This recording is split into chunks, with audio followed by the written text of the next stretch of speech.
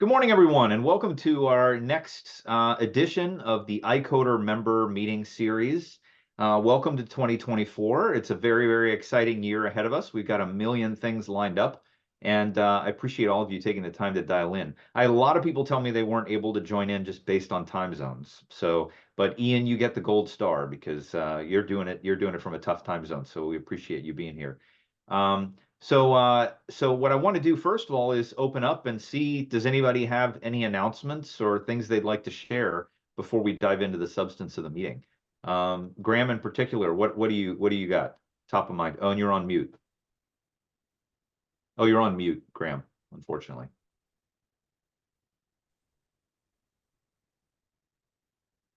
Still on mute. Hi, Leah. Thanks for joining. Graham, we're eager to hear what you have to say, but you're on mute, my friend.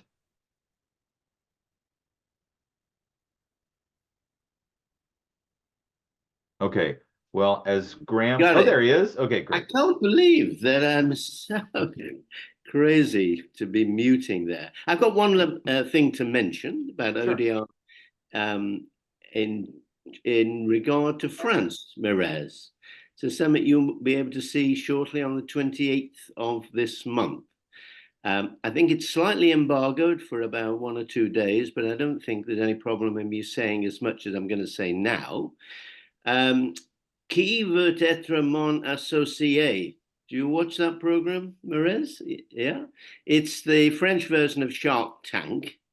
And a licensee from Smart Settle, who's operating Smart Settle One as part of a dispute resolution service, is on that program. That will be, I think it's the 4th episode of the current new series. That's about all I can say at the moment, but everybody in Smart Settle obviously quite excited at this exposure. So basically, she's putting forward a business proposition on which she's seeking investment from someone to be a partner in the business, and I can't say the outcome, but I know what it is, and I wouldn't be inviting you to look at the program if I didn't know what the outcome was. I think it will be available on. I have been able to find these programs on YouTube channel. That's great. So it sounds a little bit like in the States we have Shark Tank, right? Where you go in front of a panel it's the French version of Shark Tank. Wow, cool. We call it Dragon's Den, but it is the French version of that, exactly. Excellent, so fantastic. Are you going to be in Paris? Sorry? Will you be in Paris on the 28th of February? Is that what you're saying? I'm saying, yes, that the Smart Settle One will feature at the core of the business proposition. Oh, okay, but will you be in Paris yourself? Will you be in Paris yourself, Graham? No, I will not. Okay. Love to. Okay. That's great. Well, that's very exciting. I'm next in Paris anyway. I'm overdue a visit. Okay. All right. So next time, maybe. There may well be reasons to be after that, though. Yes, indeed. Well, the program's already been recorded, of course. We know that. Yeah. Well, that's great. That's exciting. I will say, I'm sure all of you are sensing this too. With the AI stuff that's going on left and right, there's so many people are making the connection to online dispute resolution. Even people who are not in the field, who don't know anything about what we've been working on for the last couple decades, they say, well, couldn't we use AIs to decide some of these things? Couldn't we use AIs to resolve disputes? And I really feel like it's led to a huge surge in interest in our space. I can't tell you who it is, but we just had a new organizational member sign up to ICODR. They say they're still in stealth mode, but they are raising investment, and I think they're going to be a pretty big player in the dispute resolution and AI space. And I know a couple other companies that have started as well, exploring. So that's why I think this is a hot topic today, to discuss the synergies between these things. It's going to create a lot of outside attention on our field, and I think that's not necessarily a bad thing.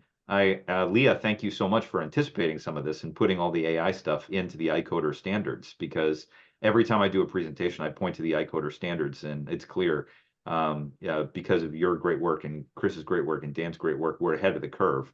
But that said, things are moving so fast. There's so much change. I did put a link in the chat to the ODR 2024 meeting that Zbynek is hosting for us in Prague. That's going to be June 5th and 6th, if I'm correct. And Zbynek's got the website up. So I think it's kind of pre-release a little bit. So, you know, we don't have the agenda up there. The hotel deals aren't up there yet, but Zbynek is working on it actively as we speak. So keep an eye on that. And then also I circulated this PDF from the OECD talking about an ODR plan for Latvia. And I know they've been working on this for some time. And you'll see in that document, they reference a set of ODR standards that the OECD is going to be releasing, not connected to any one individual country. But you know, there's a lot of great progress. I also sent the link as well to the archives from the APEC conference that Mayu and Yoshi hosted in Tokyo last week. And I was actually in Italy last week with Zbynek because he reached the final report stage of his e-justice initiative that I think he's talked to us about before. And I think they're issuing a final set of recommendations for kind of data structures for e-justice and ODR initiatives to enable collaboration across initiatives. So there's so much that's going on. Actually, Morenike is interesting. You're good to see you. Thank you for joining in. And Bob, thanks for joining too. Sure. I had a call yesterday with Patience in Cameroon, who I think, I'm not sure if she's spoken with you, but she's doing her PhD thesis on the promise of ODR in Cameroon. And, you know, it's just amazing to me how these things are bubbling up from every corner. You know, it seems like even people that have never paid much attention to dispute resolution, they are excited about the synergy. And I actually did a forum just 2 days ago via Zoom with the Ministry of Justice in Singapore, because they want to issue new standards to promote the use of AI in the justice system in Singapore. So they're having a series of meetings too. So there's just a ton going on. So, you know, it's just a matter of trying to, you know, all of us to stay on top of it and stay engaged. Hi, Tim. Thanks for dialing in. Good to see you, my friend. So does anybody else have any other updates or events, announcements, things that they're participating in, you know, that they want to share before we dive into the substance of the meeting today? Yeah, I can just say I just finished a meeting with the FMCS, and they're showing some interest. But you know, working with federal agencies is another whole thing. So FMCS is the Federal Mediation and Conciliation Service. They do a lot of the labor management negotiation in the United States, but they're a real thought leader in ADR. So that's really exciting to hear, Bob, that you're talking with FMCS. Yeah, it's great to know that this is on their radar. Yeah, absolutely. Tim, can I ask you, what's the latest in the UK? I actually haven't heard much about AI and ODR in the UK, and I know you're on the front line. So are there any developments, any government initiatives? We had the Prime Minister had an AI summit at Bletchley Park at the end of last year. Government are very interested in this. I don't think with anything specific to report on AI or ODR at the moment. Okay. On ADR, we've had a big case in the courts, the Churchill case, which has been a big push for mediation and court-ordered mediation.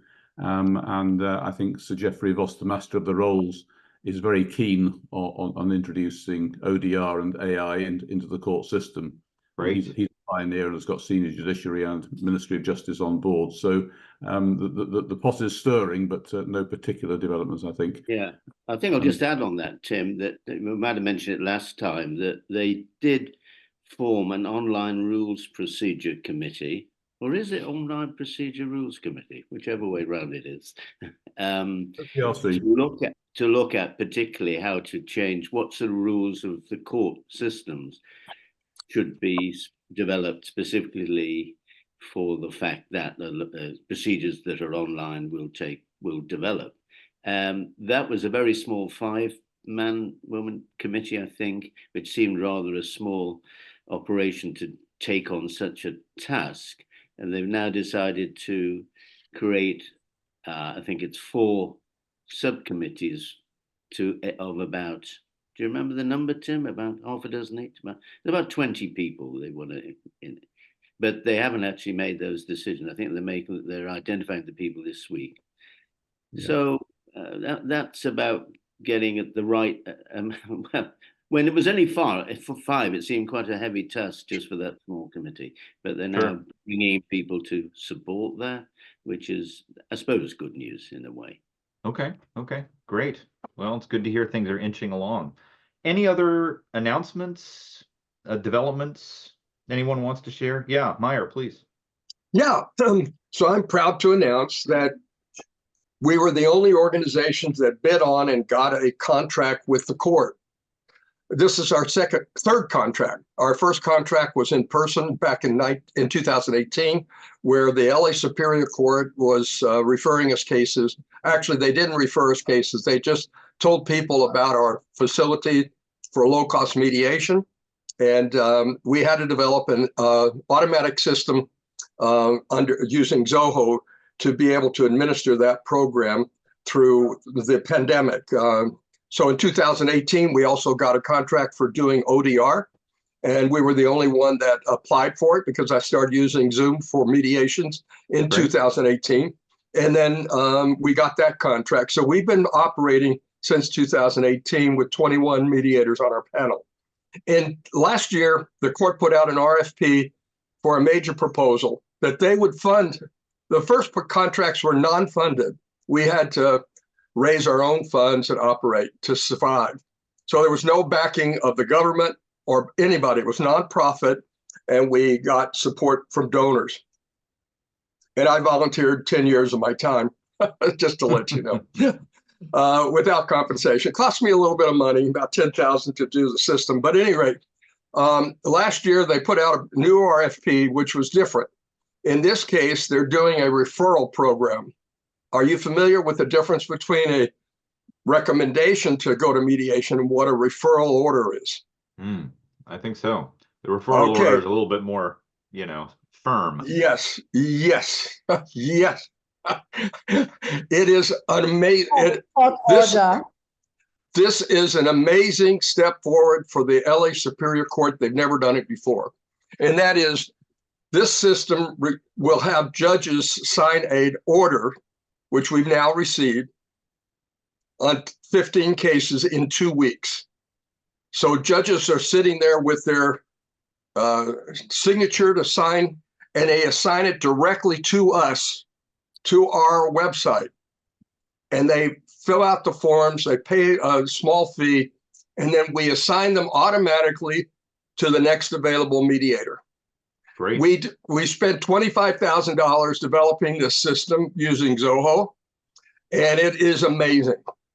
Each mediator has their own portal, and they get to receive the cases, they work on them, they put the dates on and everything, and they finalize when they finalize it, we get all the data, and all that data goes to the court every 2 weeks or so. Wow. So it's a big system. There are 5,000 cases a month being filed in LA Superior Court in the civil unlimited jurisdiction cases. And that's why they were forced to come up with some program to start getting cases to be decided, to get them settled before they reach the critical point of no return, that cases might not get even tried in 5 years, the way things have backed up because of COVID. So this is at least a pipeline now for a lifeline for the judges to send cases requiring the parties to do it, to set up to contact us within 2 weeks. They set up a return date by a couple of months, and they've got to start the mediation process. So they're not fooling around now. You've got to go to mediation. This is historic. I've been practicing law in LA County in 56 years. Wow. I've never seen anything like it. And that's why I'm so excited and thrilled. I've got a nice team. We're doing on a shoestring budget, but we're doing it. And I'm pleased to say that I think we're it's going to be the biggest operation for a court referred system in the country. Wow. Because there's no other court in the country that has as many cases filed every month as LA Superior Court. Yeah. So LA is the largest court district in the United States. Yeah. So amazing. Congratulations, Meyer. You've been trying to push this forward for a long time. And I know that a lot of time it was a thankless, payless labor of love. So thank you for pushing this forward and making it happen. And by the way, although the court originally said that we could only use lawyer mediators, we requested that we could use the MC3 certified mediators who may not be lawyers. Great, great. And the court has agreed that if we feel they're qualified and can handle these kind of cases, we can start using them. So we're going to be working with Jack Getz. I don't know if you know Jack in the MC3 program. Yep. Yep. So we're hoping that there will be other opportunities. We've got about 16 mediators on this panel, which is separate from the other. We've got 2 different programs running. They're 2 different websites. So we've had to separate them out because the court wants this referral program as a separate, independent, freestanding, so they can evaluate what the cases are, and they're paying us for it. Fantastic. Fantastic. So kudos to you, Meyer. That's great. That's wonderful news. I also posted in the chat an announcement from the LA courts about this partnership that they're doing with Stanford. I don't know, many of you may know Margaret Hagan, who's a leader in access to justice and legal service design. She's working with Dave Engstrom and Ayelet Selah, who many of us know in the field, and they're doing a big design exercise with the LA courts to try and improve access. They've also hired, I think as their court administrative officer, they've hired David Slayton, who used to be in Texas, and he was at the National Center for State Courts for a long time. He's a very innovative guy, a very pro ODR. So, Meyer, this is so great. Everything that's going on in LA, you've been planting these seeds and watering them for years. It's really exciting to see these green shoots coming up. And I agree with Claire. It's a real testament to your tenacity in all of this. So well done. And I think the rest of the courts really look to LA to figure out what the future looks like. So that's by the way, I have to give credit to my partner, Ben Root. Bennett Root is a 40-year practitioner, economist background, Harvard Law, and worked at Latham Watkins and started a number of business. So Ben has taken over as executive director, again, working pro bono, and he brought his staff. So they're working pro bono for now. And Ben Root has helped me develop this program by creating budgets and showing the court that we can handle it. So without him, I could not have done it. So I want to give a shout out. And he was referred to me by Peter Robinson from Pepperdine a couple of years ago. Okay, excellent, excellent. Thank you for that update, Meyer. I really appreciate it.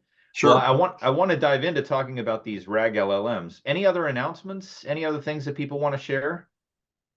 And again, I want to make this as participatory as possible. So if people have other ideas that come up over the course of the meeting, please don't hesitate. But so Bob, I want to hand it to you to talk about some of the great work you're doing, but I did put together some slides first. So if you'll indulge me, let me just flip through a couple of these just to kind of level set and ensure we're kind of all on the same page. Can you see a screen that says RAG LLMs and ODR? Mm-hmm. Coming up? Yep. Okay, so obviously many of us know about the great strides being made with these large language model AIs. Obviously, ChatGPT made the biggest splash, but then now Google, I think they released Bard, but now they're replacing Bard with Gemini, and they've just released a new version of it, which is very powerful and is getting similar scores to ChatGPT 4. And then there's Claude, which is another big player in the US. Now, these are mainly the I would say the Silicon Valley players, but there are AIs that are being created all over the world. So we're all very aware of these AIs. You know, you can open up a session with many of these AIs and just start communicating with them and asking questions, and you can see the power of them. The other thing is the open source AI community. And I'm spending a lot of time looking at all of these new open source LLM models that are being released. And I don't know if you know about this, but there's a website called Hugging Face, which is kind of the hub where a lot of these new models are released. And Hugging Face makes it possible to try out a lot of these new models, and they maintain scores in terms of accuracy. And this really, it's kind of a community for people who are developing and refining, I think, these open source AIs, but it's a great place. Hugging Face recently released a free AI-powered chat functionality, and you can go in and you can utilize whichever one of these AI models you like, and then they can set it up for you. So I do urge you to check out Hugging Face, but sometimes it can be a little overwhelming because there's so much that's coming out. There's so many groups around the world that are refining and launching new AIs. The biggest and most powerful, I think, open source AI was released by Facebook. called Llama. And Llama, it's not purely open source. There are some limitations if you get to really, really high usage of Llama. But they released all their data, and I think a lot of the companies that are building new versions of these open source AIs are using that original Llama trained data set, and they're refining it. Because obviously it costs an enormous amount of money to get all of these NVIDIA processors and everything and create an LLM from scratch. But once you have trained a data set, you can release that data, and then other groups, coders and academic programs around the world are trying to refine those models and tweak them to see if they can make them more effective. Two of the ones that I've been spending some time on, there's one called Mistral, and I don't know if you've heard about that, Merez, because it's coming out of France. It's Mistral 7B is the one that they released, is very powerful. It was one of the highest scoring open source. And they actually have a variation of it called Mixtral, Mixtral 7B.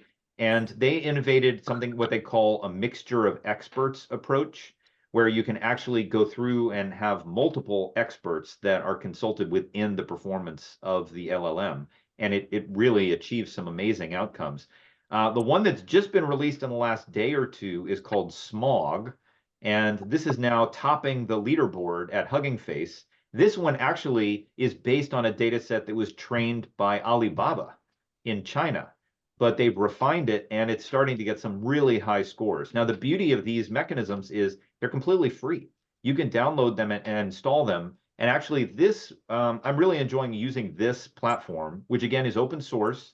It's free. Anybody can download it and utilize it. It's called LM Studio. And when you go and you download LM Studio, you can actually download and run all of the LLMs that are on Hugging Face. So you can download them. It'll import them into LM Studio, and then you can start asking questions and interacting with that LLM. So it's a great way to try out a lot of these LLMs, and you don't have to code it. You don't have to have your own server. You can just download LM Studio, and then the other thing that LM Studio does, which is great, is you can run the program as a local service, and then you can actually write, Python code or whatever on your computer that then leverages that model through LM Studio. So I highly recommend, if you want to play around with any of these, it's a very useful tool. Let me stop there and see, does anybody have any comments or experience with any of these tools that they'd like to weigh in on? Okay, well, Bob, Bob, please. You're gonna get the baton in a second, but yes, what did you want to say? Yeah, I've played around with a lot of them, but we've decided because of the issues with confidentiality and stuff that we've kind of built our own approach to RAG Great. stuff without using that particular approach. So well, I'm going to come to you and you're going to do a whole presentation on that in 1 second. So I only have a couple more slides and then I'm going to hand it to you. I do see, Leah, you've raised your hand too. What did you want to say? So a question which probably we could use a whole session on, but maybe you or others might have a quick comment back. At this point, I find this both exciting, especially with the open source, and I'm really interested in hearing how the RAG can help with some of the other issues regarding the limitations of LLMs. Mm-hmm. But my caveat, my question is, it seems like if you have an LLM that was trained with bias embedded in it, and then it's made available to everyone, and they built their LLM on top of that, I wonder whether we're compounding. And so I just wondered if you have a thought or a reaction. Well, it's a great question. And I remember when we first started talking about these LLMs, that was the big concern, right? In automating inequality. And, if you take biased data and you train an LLM on it, well, then you're going to be essentially extending that bias to everybody who interacts with that AI model. And I think we need to do another meeting, Leah. I've been doing some work with Zev Eigen, who some of us know. I think his first ODR forum was Graham's back in Liverpool a zillion years ago. But his expertise is debiasing AIs, and he's doing that in the employment context. But the interesting thing is, all of these data sets, people are generating, refining. New things are coming out on Hugging Face every day, and they all have different data sets. And you're right, these LLMs are trained differently than, say, a traditional machine learning model, where you take a bunch of cases and you train an AI on those, cases, and then you put in new data, and then it generates an output. These LLMs, most of them were trained as a snapshot of the entire internet, and it's unstructured data. So there definitely is biased information out on the internet that, makes its way into these models. And I think one of the things we have to get a lot smarter at, is refining and monitoring the output of these large language models. I think that's related to what we're going to talk about with some of this RAG stuff. I'm working with some consultants that are, they're using products like weights and balances and everything to evaluate outputs from these LLMs at scale. And I think that there are mechanisms we can come up with to debias these algorithms, both using RAG approaches and some of this evaluation stuff. But it's a hugely important question. I mean, when I was meeting with this woman, Patience, yesterday in Cameroon, she was talking about when you use one of these image generators and you say, show me a group of lawyers talking, 90% chance the majority of them are going to be white, because this is all trained on data from, Western countries. And obviously, when you're in Cameroon, you say, show me a group of lawyers chatting, most Cameroonian lawyers are going to be black. So there are assumptions that are made in all of the data sets that are being absorbed into these platforms. And what I said to her is, we need to see a flowering of zillions of these LLMs, all trained on different data sets, because we need to have, LLMs that are trained in Africa, and LLMs that are trained in Asia, and LLMs that are trained in Latin America, so that they have different data sets, because it's not about coming up with one LLM that's going to be the single source of truth for everybody. So Leah, I think you're asking the key question, and I think we got to get a lot smarter about that as we dive deeper. I think we are only on step one of a 1,000-step journey with all of these LLMs and these AI tools. But it is amazing to see how fast all of this is evolving. And they're saying the constraints on the power for these platforms, and Meyer, I see your hand, I'm going to come to you in 1 minute.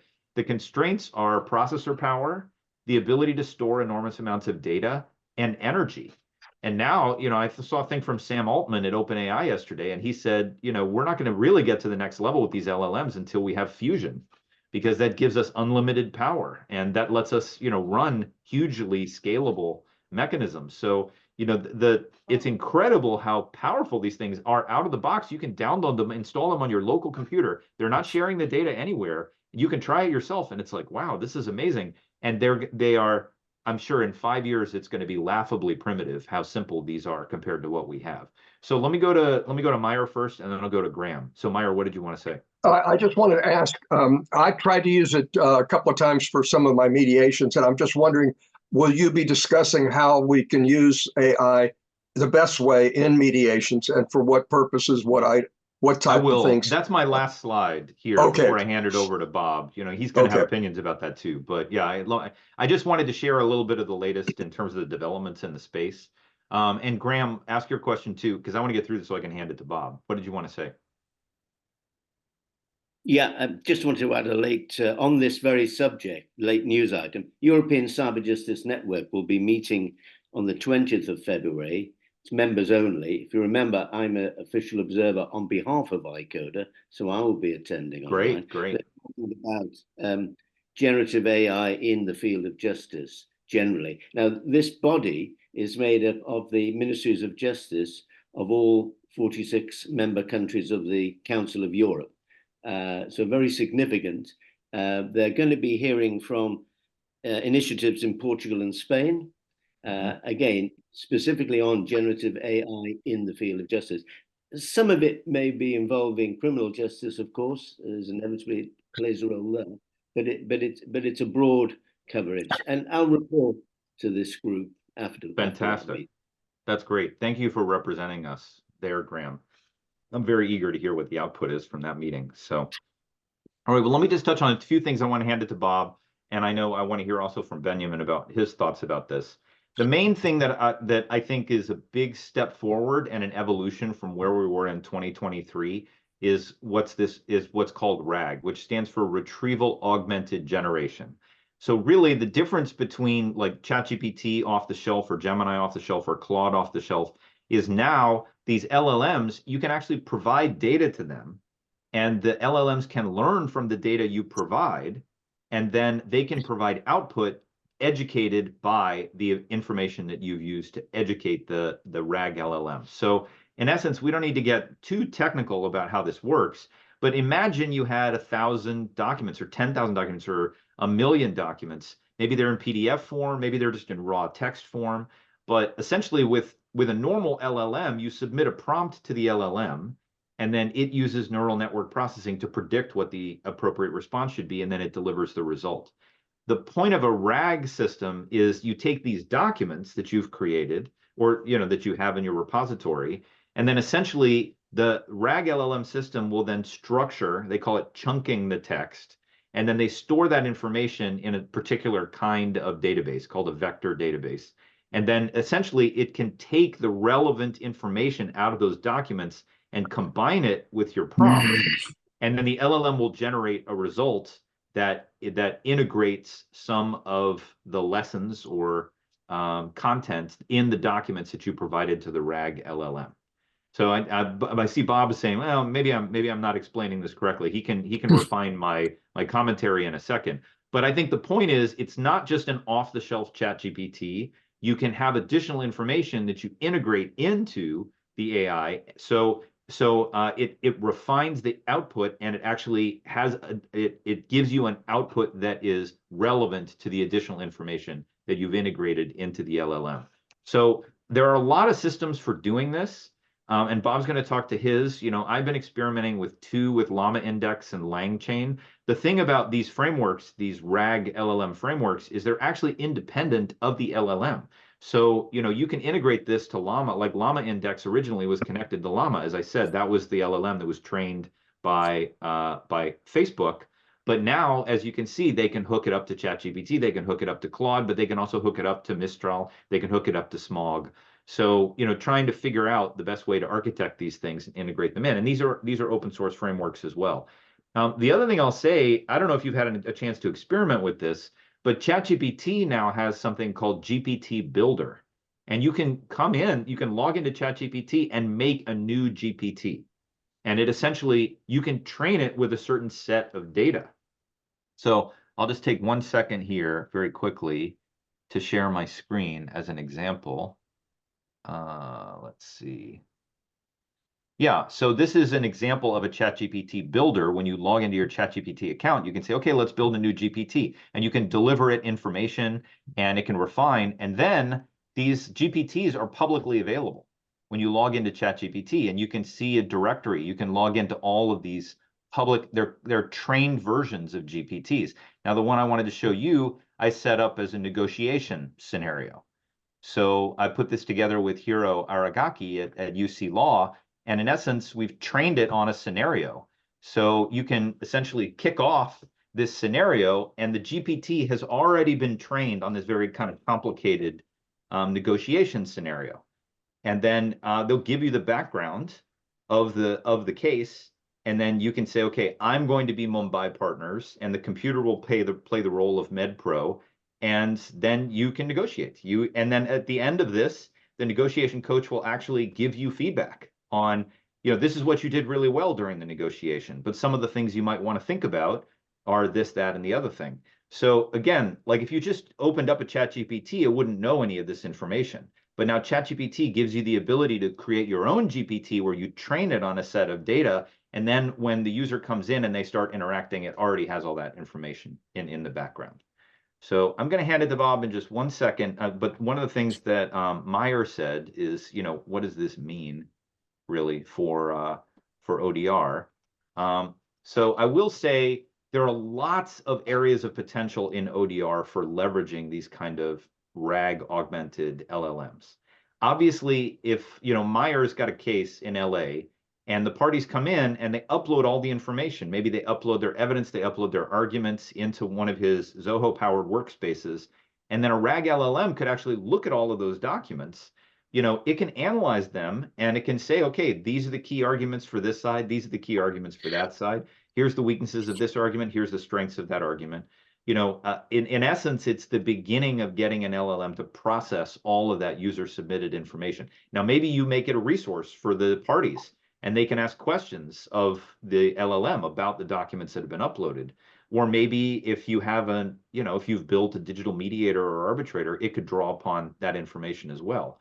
But I think using RAG LLMs to assist with case filing where you can sort of triage cases into a particular category, or even document generation, where you could say to an LLM, okay, here's an example of 100 different kinds of settlement agreements.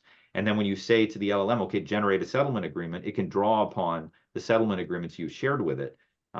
It can also help with panelist search. You know, if you send all of the bios for all of your panelists into the RAG LLM, and then you say to the LLM, well, which mediator on our panel would be best for this case? And it can look through all of the bios and say, well, it seems the panelists that would be best for this case are these panelists, and here's why.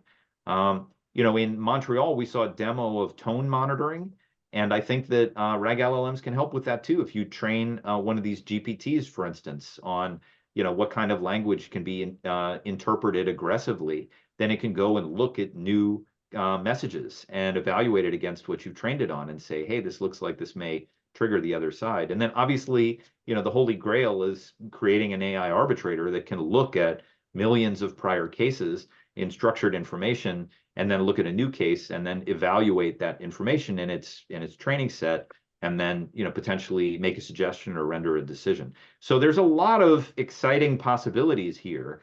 The off-the-shelf, the other thing that I'll say is the open source approaches you can run on your own server, you can run on your own computer. So you're not uploading all of the confidential information from your parties that they may be sensitive about to Google for Gemini, or to Microsoft for ChatGPT, or to Anthropic for Claude. So eventually we're going to be running these RAG LLMs, maybe even on our phones or on our watches. But I think it's amazing that all this stuff's available for free, and you can download LM Studio and run it on your local machine, and you can have your own personal LLM. So why don't I stop there and hand it over to Bob? So okay. Yeah. So I mean, Bob, talk about your current thinking about this, and what you've been working on at Next Level. Okay, so let me get out of this part, and I think the best way is just to show something. Yeah, so we've been working on this for a while, kind of built this stuff. So here's an example. I think a lot of you have seen some of the stuff we've done already, but here's an example of, let's go, hold on, we'll go here. So this is a hypothetical construction dispute. It kind of centers around building a 15-unit apartment building by a developer called Blue Sky, and he was 18 months late. And the owner, Mr. Knight, had borrowed $1.5 million from some company called E-Loans, which was expecting to get interest payments around July 2021, something like that. Now, what we've done is added a new navigation menu item called Documents, and then either party can, you can upload documents. You just browse to wherever you want and you upload the document. I'm not going to do that now because they're uploaded. But also when you do it, you can assign authorization for who might see it, who might not see it. At any time, the mediator can update the access so that different parties might share the documents. Each party can upload documents, and the mediator immediately sees the documents that were uploaded. Okay, so in this case, we've uploaded some forms. Let me see if I can give an example of one so you kind of get the idea. This was one of the forms. It was an American Arbitration Association form that described the dispute, email address, so forth. Here's the dispute. Blue Sky Developers was the construction company. You can see all the parties involved. And then a description of the dispute. The thing was supposed to be finished in 18 months, and it wasn't. We don't have to go through all of this. But basically, the idea is you upload documents, and each party can upload documents as well. One of the other documents was basically the contract, which was a kind of a construction agreement with a variety of terms and conditions. You can see some exhibits of how things would be completed and the dates, and then the apartments and what they were going to rent at. In this case, it was 8 one-bedroom apartments, 6 two-bedroom apartments, and this was kind of how the expected rental income was calculated for the owner. Okay, so we upload the forms, and then you can open your AI assistant, which you can also take out if you want. And you can say, okay, summarize. Let me get the caps off. Summarize each, whatever, document in one sentence. Each, and list them separately. Okay, so now with the RAG approach, we've built our own kind of system for doing this stuff. So now, based on only the documents you've uploaded, okay, it'll go through the documents and you can interact. This is showing kind of what Colin was talking about. But instead of having to train some of the models like OpenAI, we can then upload this stuff. When we upload it, we chunk it, vectorize it, create embeddings, and then you can see it basically gives you one sentence for each of the documents, plus it gives you citation. If you want to see what the citations are, you can just open the citation box and it'll show you what each of those numbers represent, where it got the information from, and then if you want to see what information it got and where it found it, you can do that. Okay, so let's close citations. You can also start doing other things with these documents. And so, for instance, can you find, here's an example, can you find any penalty clauses in the documents? So here, it's going to look through all the documents you've uploaded, and it can start finding one. Well, apparently found more than one, but it tells you where it found it. Article 5. And then apparently there's a penalty in the e-loans document for not paying your stuff on time. And then it shows you, of course, the citations and the references. So again, instead of training the models, you use this RAG approach, which gives you this kind of stuff. Now, to kind of highlight what Colin was saying, if we look at the prompt creation, you can see here, we'll open the prompt, and the prompt is very big. So there's several aspects of RAG. One is, and you can see how big the prompt got, okay? Now this is all the prompt, all right? And what's in it? That's our basic RAG, right? So first part is system persona, who's making the request? What are the characteristics? What are you good at? Who's the audience?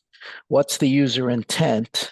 Okay, what's been already found in the chat memories and working memory, and then also what's found in long-term memory, which is basically the documents you've uploaded. And it's specifically trained not to go outside of the documents that you've uploaded. And you can see this is all part of the prompt. So the prompt is basically what it does is it takes the persona, the audience, the intent, working memory, which is the chat memory, and long-term memory, which is the documents, let's say you've uploaded, and then creates a context of which it gives to the prompt, waiting for completion. Now, none of this stuff, by the way, is free because large language models charge based on the number of tokens you use. So what we do is we show, here's the audience extraction. For instance, here's the prompt template. Here's the user intent. Here's the working memory piece. It tells you, in this case, we've had so many tokens, total of 6,711 tokens just to do that part. Now, the large language models charged usually by thousands of tokens, in which case you want to optimize it so that you get the best results. So when the system goes out to find out long-term memory, semantic memory, what's been uploaded, it basically organizes it by relevance, so that you get the most relevant stuff first, so that you don't have to create a prompt that's tens of thousands of tokens long. Now, the other aspect of this is you can see what you can do with this. For instance, I can say, based on those documents that I've uploaded, I can say, okay, how much interest does Mr. Knight owe loans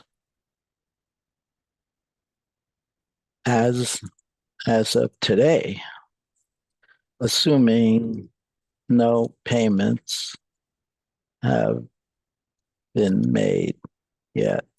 Okay, so now it's going to have to go through the loan definition, what the penalties were, and then it's going to have to go through all of that and figure out, okay, and you can watch it.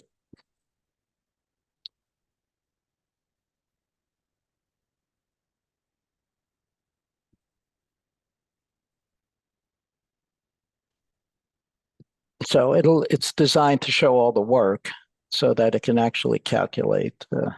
Wow. Basically, figures out what's owed, and you can you can ask any other questions. So we've trained it on certain level of mathematics now, so that it can do these kind of calculations. Depending on how complex the calculation is, but for basic stuff that's, I think, in normal, everyday kind of mediation, that most of the math is covered.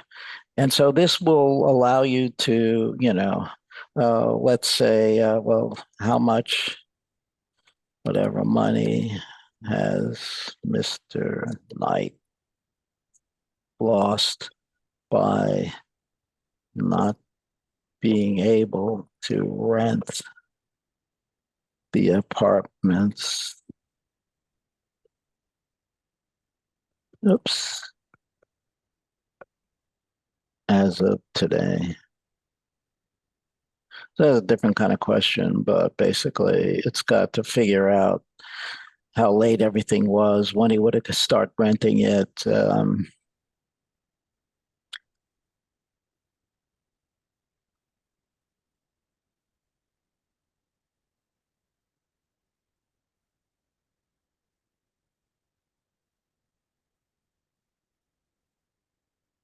Wow. So this will show you all the work. So Bob, could you ask it what it, could you ask the LLM what it thinks a fair resolution would be in this case? I could. I have no idea what it's going to say. Yeah, no, but I mean, obviously a calculation like this is incredibly helpful to both the parties. Now, is this only visible to the mediator, or is this available to the parties as well? Only the mediator. Only the mediator. We will not. In fact, if you look at, before I do that, go here. Okay, here's the disclaimer, right? Mm-hmm.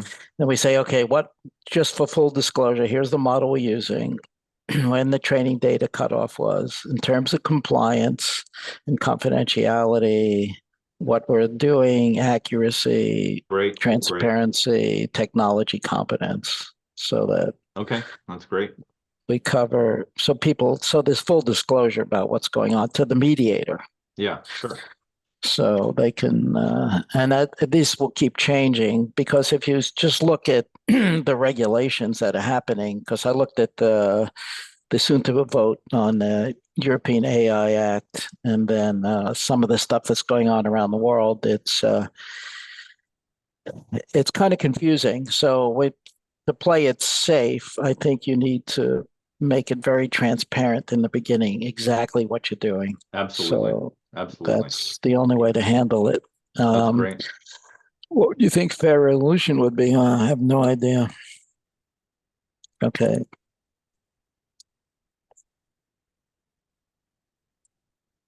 Yeah, whatever. Spelled it wrong, but that's wrong. It's smart enough to know what you're talking It, about. it knows I can't spell.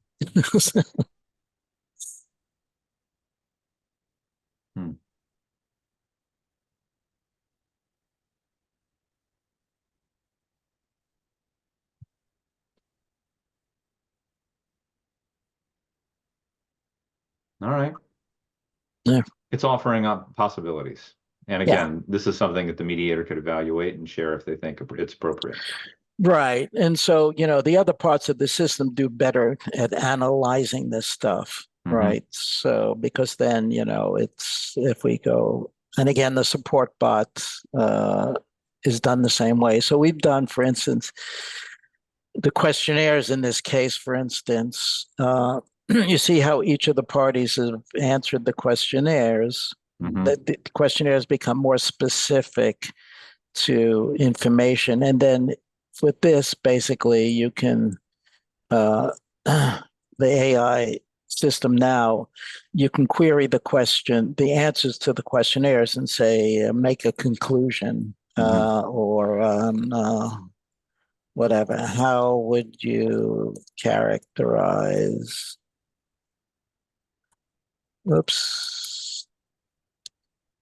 the mood of Mr. Knight? So again, by having documents and having this kind of information, you can augment without having to train the AI system each time.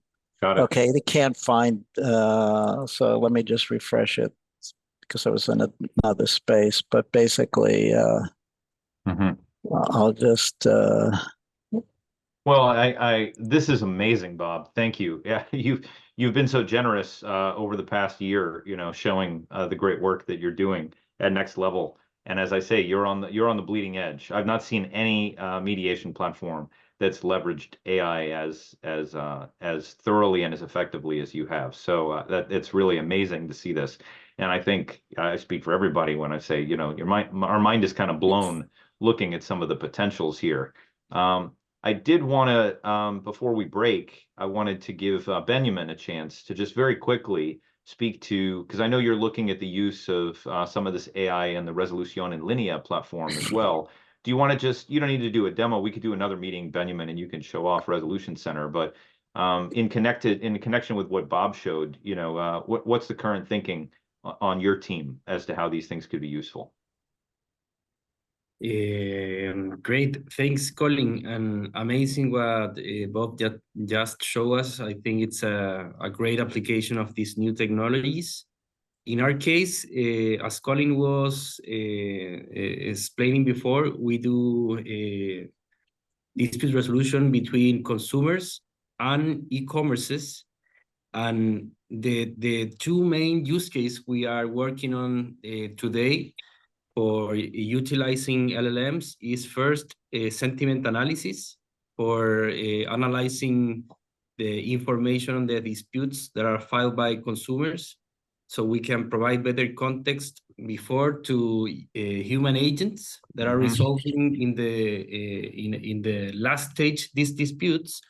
And also we are implementing some smart templates where we can use a technique with using RAG, so we can match, for example, company policies for resolving particular dispute or complaints with context that is extracted from the metadata from each complaint. So, for example, we can create a more customized response to a given consumer that extracts data using the LLM, both from a document, for example, from a knowledge base of this company, from a particular policy for resolving a conflict, and from a separate part that we use in our system that is a decision tree, where we have some